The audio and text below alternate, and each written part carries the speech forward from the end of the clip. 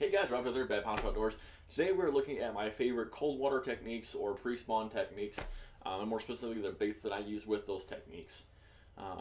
As usual, I'm throwing all these on a Denali rod, usually a rosewood. For my cranking rod, I run the 7-foot medium heavy moderate tip, and I will usually reach for something like the suspending shad wrap.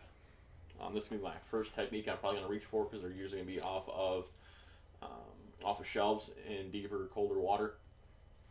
This is the 5. It's a little shallow, 8-ish feet, with the 12-pound Berkley Trilene 100% float carbon I'm throwing. It gets down there. The nice thing with this bait, though, is it has got a nice, slow, rhythmic, real rhythmic wobble to it, so it's not nothing extreme. I'm usually reaching for this somewhere in the neighborhood of high 50s, mid 50s. Nice medium tone rattle, so it does kind of sound like when you twitch it, it does sound like a group of baitfish just scattering. Being as we are a major perch area, yellow perch area, I do reach for the perch more often than not, that or a fire tiger. I believe those two baits or colors are key in my area.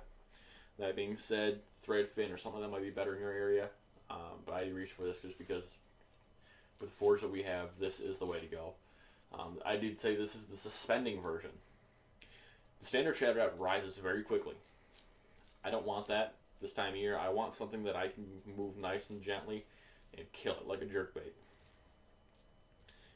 And if I find that the long pauses is getting my hits, I'll switch it up a little bit. It's where the husky jerk used to be my key. Not anymore. I've replaced it. I replaced it with this.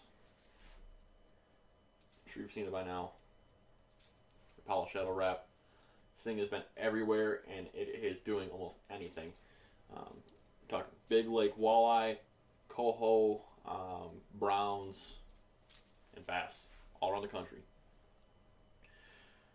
The thing with this thing is everybody in the market is going for weight transfer system. This bait doesn't do that. This bait doesn't follow your norm. This bait does what it wants to do, and you're going to like it.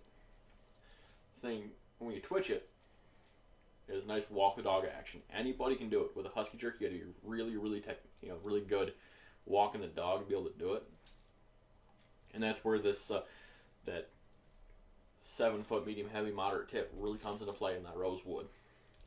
A lot of times with this, though, I will throw it on a 6.6 medium with a usually fast tip, the finesse spinning rod on 8-pound line. Has to be fluorocarbon, in my opinion anyway. And I'm going to throw it on the 30 size Patriarch. I think that Patriarch picks up just enough line to make it sure that as you twitch it, you're not picking up too much. The way that I'll do it actually is I'll use that reel, and I'll keep the reel handle in place, and I'll move the rod. And I feel like that little bit of movement gives it enough pause, enough time to sit.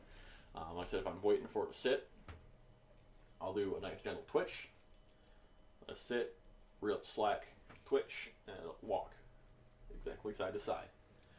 If I throw slack back at it, do the twitch throw, it'll actually spin and look the fish right back in the face, and that's when they'll hit usually. But that's for, this is the 11 series. This is the shallower one, 3-4 foot of water. Do make a deeper one, about 8 foot. And the 8-foot one's usually what I've been reaching for lately.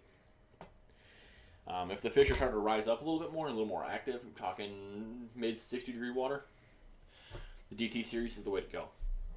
And more importantly, DT6. This thing, as we know, dominated the Classic last year. Now I'm talking Gunnersville, I'm not talking Harwell.